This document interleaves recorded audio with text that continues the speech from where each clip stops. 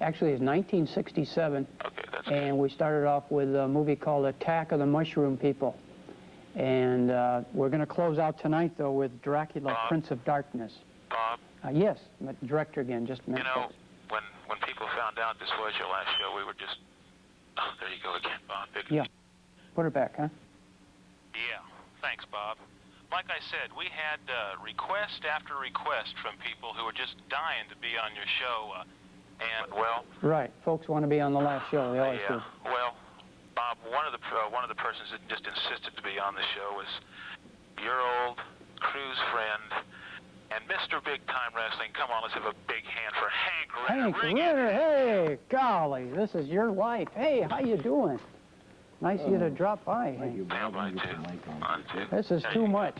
Can we cut to a commercial? No, we're going through all the way, Bob.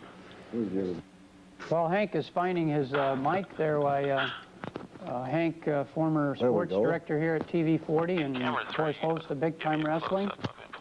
And Bob, Hank, you even bought a new sport coat. Ready, 3. I bought it just in this occasion, but Bob, tell me it's not true. It's true, Hank. This is it. This is it. Bob. One of those moments in television that a lot of people have waited for.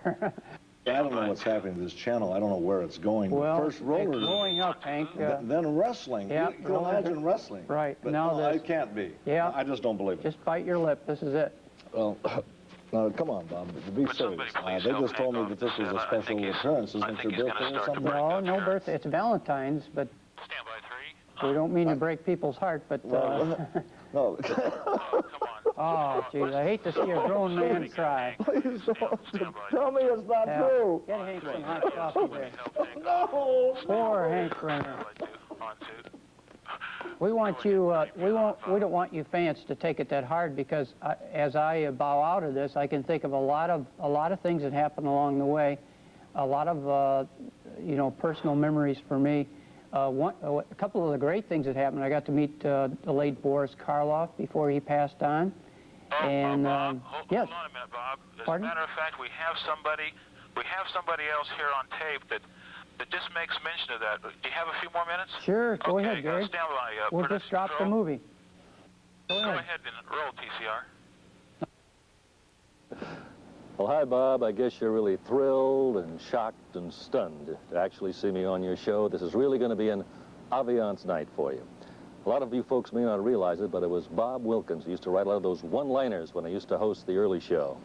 And he used to take many trips with me to Hollywood. In fact, I introduced him to Boris Karloff.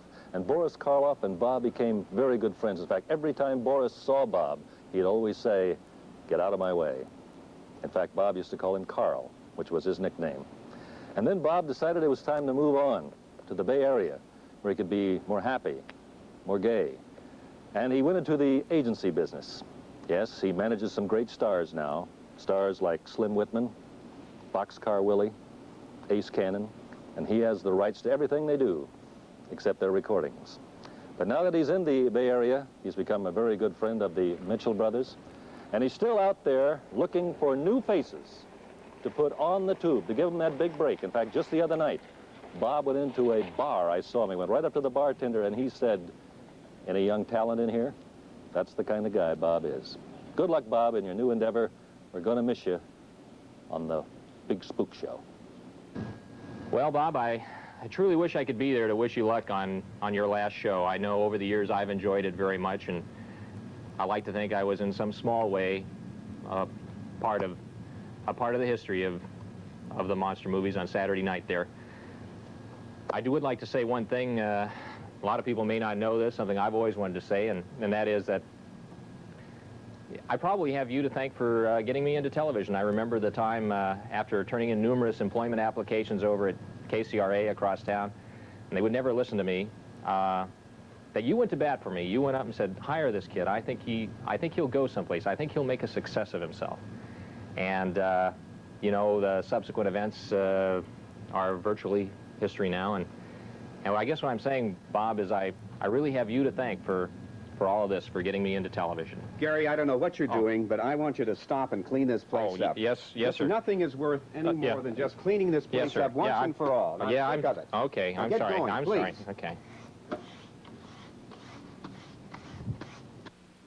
Hello, Bob. I was your first guest, if you don't count Pete Beckman, 12 years ago. And you remember that werewolf makeup I inflicted on you? All that dripping white latex? It was pretty horrible, all right, though not exactly in the way that I intended. I want to thank you, too, for making it all seem possible. You always showed an interest in me and my projects and really gave Gary and I the inspiration to create our careers in broadcasting and media. You and Harry Martin were about the only two guys in your old hometown that made it seem like it could be real. I really appreciate that. And I really appreciate all those horror films we got to see, too. It really meant a lot. Gee, that's very impressive. The first guy, of course, was Stan Atkinson talking about the old days, and a couple of youngsters who grew up being horror fans who are now on television. Dana Reeves is in Hollywood, and Gary Tomasek, as you saw, is cleaning up in the business, and it's nice to hear from them. Real quickly, before we get into the movie here, people will say, well, why did you go off the air? And the truth of the matter is, I guess about 6 months ago, I felt that if the hostages ever came home, that I would give up the show. And then as they came home, I said, gee, I can't cash in on something like that. That's ridiculous. I also felt that if Walter Cronkite ever retired, that I would hang it up. Of course, he's going off the air. But probably the biggest reason of getting out of this type of business, the show business, I can put the blame for this show ending on this man's shoulder. I said if this guy ever made another movie, I would quit the television business.